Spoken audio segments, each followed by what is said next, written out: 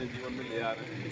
तो ये जो अब देखो ये जो कचरा है ये सारा ना, इस कचरे के अंदर में मानसिकता की बस कमी है और कोई नहीं। Only awareness.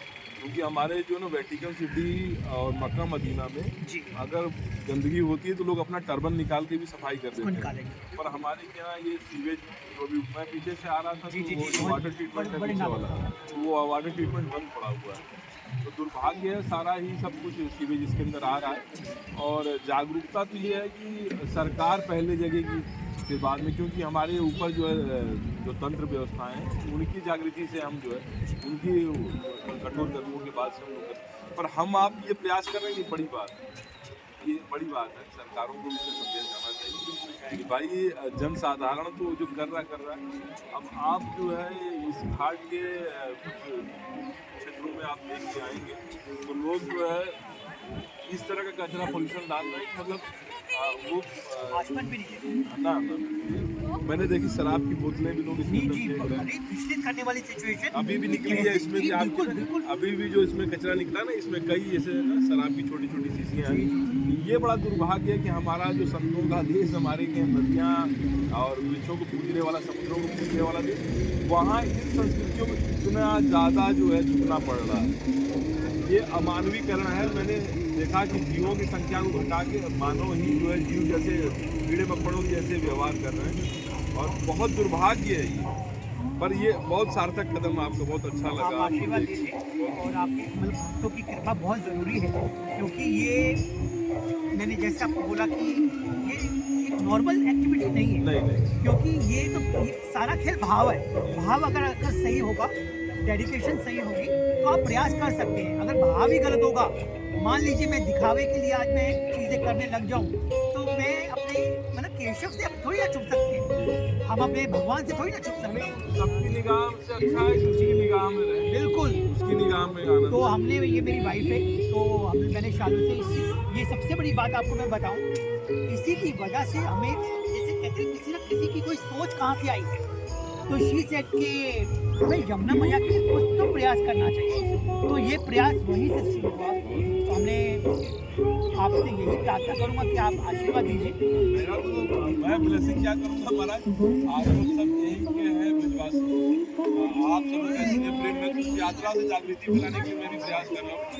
अभी यही भीड़ सभी रास्ता में मेरी साइकिल खड़ी है और पेड़ लगाना और नदियों को बचाना अपना उद्देश्य, जन जागृति से साइकिल चला के मैं यात्रा करके थोड़ा अवेयर करूँ। अभी अचानक से मैं नीचे उतरा, बस वहाँ से निगाह पड़ गई थी आपके इस कार्य के ऊपर में, तो मुझे बोला हुआ कोई नदी के लाल हैं जो है अभी जिनकी मतलब वाकई में समाज को ज़रूरत है, वैसे पुरुषार्थ करने वाले कुछ लोग हैं। और देखो भजन के बहुत से प्रकार हैं, आप जानते हैं कि बिल्कुल सही कही आपने। और भगवान श्री कृष्ण ने जो है गीता में कर्म पुरुषार्थ को ही जो है सर्वोपरि बताया है। तो वो पुरुषार्थ क्या है ना कि वाकई में आप जो पुरुषार्थ से कर सकते हैं समाज में, जीवन में, तो ये है माला जाप। अगर विवेकानंद जी और आदि गुरु शंकराचार्य कर रहे होते तो समाज की जागृति के लिए वो यात्रा करके समाज में जो चेतना ले आए थे। हमारे दयानंद सरस्वती जी जो ये सब लोगों ने ना प्रयास की समाज की आडंबर पूरी की हुई। तो ये प्रयास हमारे किसी भी रूप में किया जा सकता है, संत का चोला पहन के नहीं, ऐसे चोले में भी बहुत सराहनीय जीवन है ये, और ऐसा ही संत होना चाहिए। गृहस्थ के साथ में विचारवान हो वही संत है, चोलों के साथ में कथा और प्रपंच के साथ में ना हो कि शब्दों में कुछ और है, कथनी में कुछ और है, करनी में कुछ और है। तो यमुना जी की तो स्थिति हम लोग देख रहे हैं। मैंने पीछे किसी से कहा कि यमुना जी की स्थिति आप देख रहे हैं, तो उनका बड़ा भाव दृष्टांत था। उन्होंने बोला महाराज जी आपकी दृष्टि में दोष है, यमुना तो जी तो श्यामल रंग है इसलिए ऐसे दिखाई दे रही है। तो उनकी बड़ी दृष्टि थी, पर वो यहाँ का कचरा और ये जो सीवेज की जो खुशबू है वो तो हम लोग यही रहे हैं। तो माता का जो निर्मल भाव है, मैं यमुनोत्री धाम के जी वहाँ से शुरुआत की हमने, वहाँ वृक्ष लगा के वहाँ कूड़े कचरा उठा के मैंने भी बहुत प्रयास किया।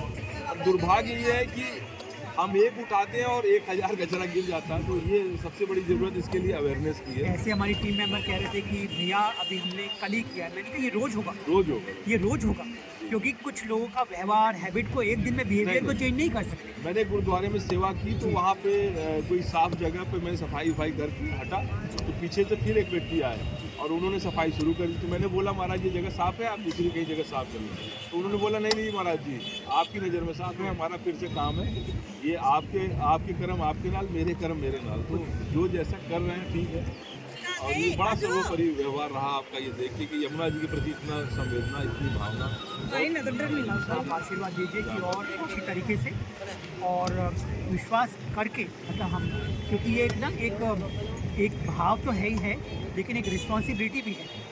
ब्रजवास में अगर हमें ब्रजवास जी की कृपा से मिला हुआ है, तो ये जो रिस्पॉन्सिबिलिटी मिली है, तो ये एक घर की तरह ही होना चाहिए। यही माता यमुना का स्वरूप लेके देखो, ये माता भी तो कोई सेवा दे रही है। बिल्कुल बिल्कुल। यही सब यही है ना। कल ही मैं जो है यहाँ से पीछे करीब 1000 बच्चों के साथ में कार्यक्रम कर रहा था, जानकारी दे रहा था। वो स्कूली बच्चे कहीं कार्यक्रम में आए हुए थे, तो उसमें बच्चों को पता है क्या नहीं है समाज में, पर जो हमारी मुख्य धारा से जो लोग जुड़े हुए ना, उनको थोड़ा सा अगर वो चेतन कर पाएँ, जैसे जो बड़े बड़े लोग हैं ना, वो अगर ये ड्राइव चलाएं, ये कहें अगर कि मतलब जो है आज क्या करना है, तो उसका इम्पैक्ट ज़्यादा होगा। तो उस इम्पैक्ट के लिए क्या ना कि लोग बड़े लोगों से ही ज़्यादा ना प्रयास शुरू होना चाहिए। बाकी तो सब बातें हैं, मतलब हम लोग कई तरह से जुड़ के इस काम को निभा सकते हैं, पर सभी हेल्पिंग हैंड्स बहुत अगर अपना एक दायरा बढ़ाना है तो हर एक पक्ष को आना पड़ेगा। तो हम सही कहाँ विराजते हैं आप? मेरा चैतन्य विहार फेस